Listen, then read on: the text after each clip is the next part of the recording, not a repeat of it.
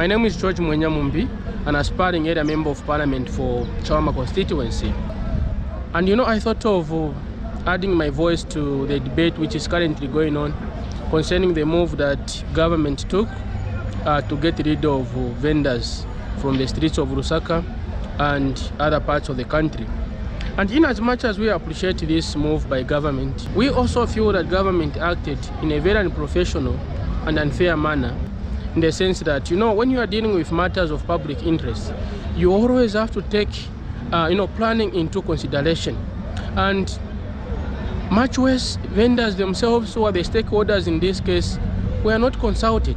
Not even a single notification was given to them that the government was going to get rid of them. Because if you look at vending is a source of livelihood and also a source of income for them. And then you just take away all that from them without even a better plan or an alternative. I think going forward, this should be stopped. We can do better as government. Let us always develop a system whereby we start engaging these stakeholders like street vendors so that they prepare themselves, because these are people who also have people they keep at home, dependents and extended families. Some of them are widows.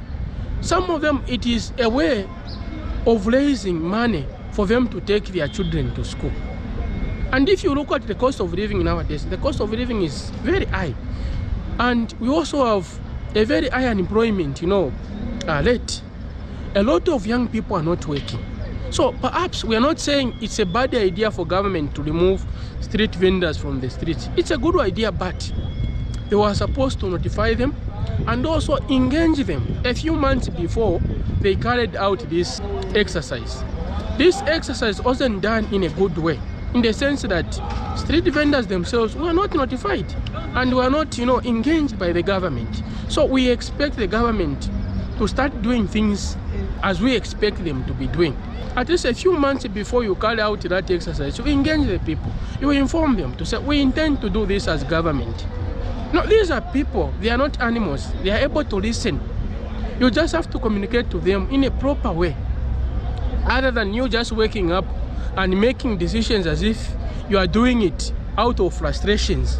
It is quite unfortunate, and going forward, our advice to the Zambian government is that let us find a better way of engaging these vendors, because if you look at the same vendors, these all problems that you are seeing are created by the politicians themselves, because we have seen it before.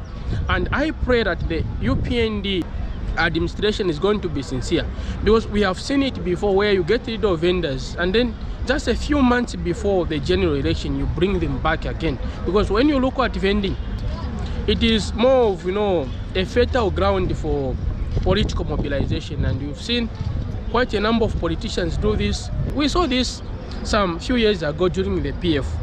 They also just woke up during the night, started demolishing things. I was one of the people who lost a stand in Lima Tower that time when the PF had moved in. Again, the UPND has repeated the same thing. We don't want to see this again, where you just wake up without even engaging people and then you just start demolishing things and getting rid of people like that. And then when you talk about this same market that they are saying, street vendors will go to city market. Yesterday, we inspected city market, and I can rest assure you that there is not even a single space that is remaining inside city market. The market is full to capacity. Not only inside the city market, but also outside city market. There is nothing like a space where you can go and say, I'll start trading here. So perhaps they should have taken planning into consideration even before they came up with that move. We also have that market which is being constructed along the Simon Mwewa Lane. The government could have waited at least for that market to be completed, so that some of the vendors who had moved from these many roads here in Lusaka, we are going to be taken to that same market. They would have occupied that market. But you get rid of people instead of you finishing building that market. So it's just my humble appeal that if indeed your intentions is to keep Zambia clean, we do not want to see vendors coming back a few months before elections. Because today you are saying the streets are bad.